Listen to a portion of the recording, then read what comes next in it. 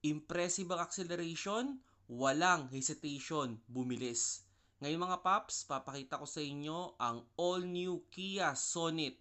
It have a 4-cylinder 1.5 engine with IBT transmission.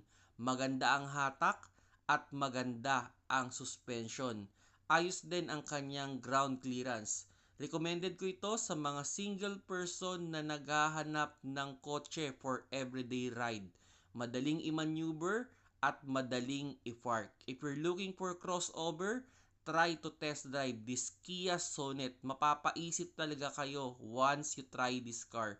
Almost ka-price lang niya yung mga 3-cylinder na crossover sa market. Pero ito, 4-cylinder, hindi ma-vibrate ang makina. Salamat pala kay Paps Dion ng Kia Alabang sa pag-accommodate ng aming test drive.